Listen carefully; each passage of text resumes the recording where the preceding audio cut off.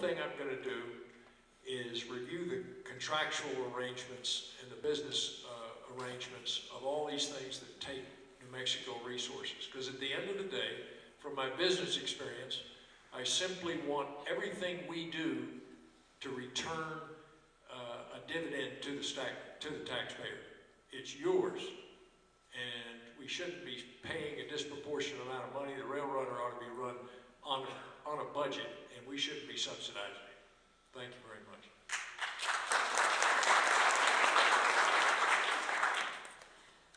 You know, having worked with the budget, you get to see where everything goes. And so let me just remind you, in our budget, inflated or not, the legislature only has discretion of over about 15% of it. That's a long story. So let's start with capital outlay, which is the infrastructure money. If you're not certain, there ain't any, and there won't be any for quite a while. So when you have no money, the first thing your government must do is set some priorities. We have not had priorities in the 8 years that I have served. Priorities like water systems. You have a tremendous need for a regionalized water system in this area. You're not alone. Electrical systems. We still have entire communities that have no electricity. When you set those basic criteria, then how you spend your budget starts to make some sense. Right now, we are throwing money into what we call economic development. And I don't want to step on the toes of the economic developers. There's some very good projects. But when we talk about economic development being handing money to Bill's buddies and the money goes out of state, that is not economic development, and that's a fact. So we have all of those options, but when we look at the budget, how we will disperse it across the state really depends on the priorities that we set. My priorities are basic infrastructure, which includes water, electricity, roads, followed very quickly by individuals with DD waivers, because we are a compassionate community. The rail runner, boy, I wish y'all could read that contract. You would think they lost their minds. And if you're not certain that we are on the hook for $2 million per mile for safety upgrades every year, you have to wonder, what were we thinking?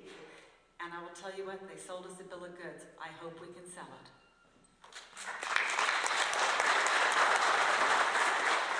I'll start with a rail runner. My 3-year-old loves it, but he doesn't have to, he's not watching his watch that takes an hour and a half to get from Albuquerque to Santa Fe. The rail runner is a dog.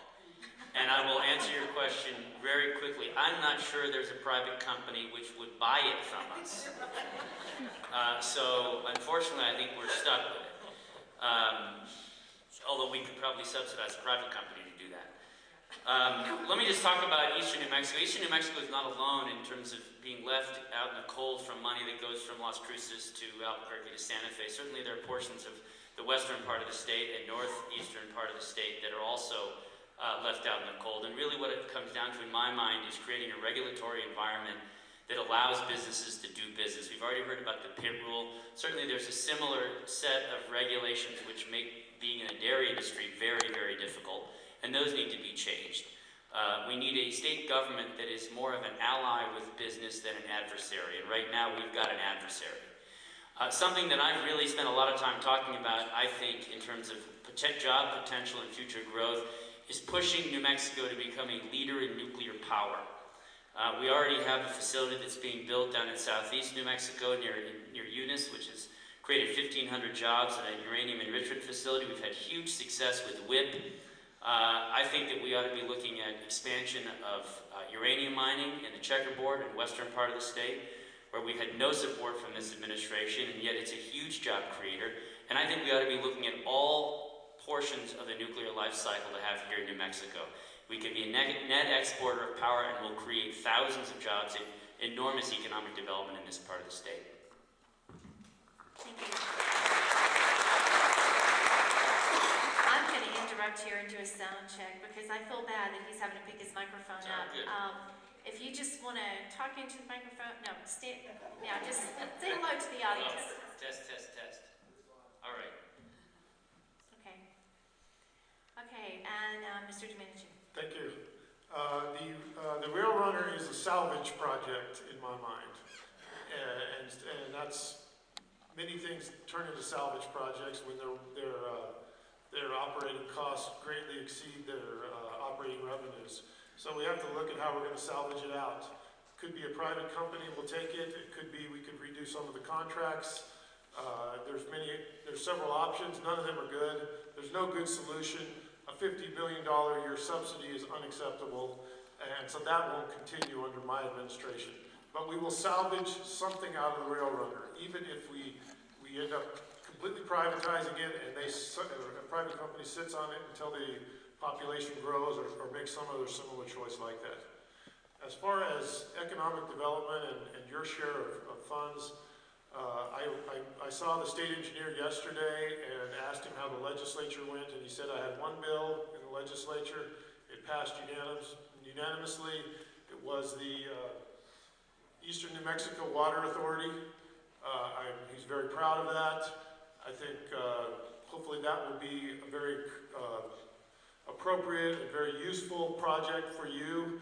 That is the type of project that will receive a high priority because it receives a high federal match and a high state match if you can make your local match. That's exactly the opposite of what happened with the rail runner. They took pure dollars, ignored federal dollars, ignored other dollars, and end up with a salvage project. So I'm hopeful your water authority will bring you water resources at a reasonable cost that will be at a high priority for the state and will help your entire community.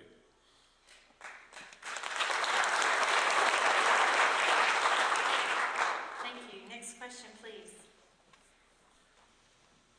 Good evening. My name is David Willis. I'm a computer consultant here, working here in Clovis. And my question for you is, as gubernatorial candidates, what do you believe the proper role of state government to be? Mr. Way will be the first to answer that question. Proper role of state government, similar to the proper role of all governments, is to provide essential government services. In the case of the national government, national security. In the case of the state government, public safety. The foundation of a functioning education system accompanied by ample choice. But the function of a state government is not what we experience in New Mexico today. It is not to be indifferent to business at best or anti-business at worst. It is not to be strangling us with irrational regulations and rules. It is not to be unto itself, because government is us and we own it. So there are a lot of things government should be, but what you see in Santa Fe is not what it should be. Governments are there to protect our rights, not create rights and entitlements. But yet that's what we see in Santa Fe. Our state government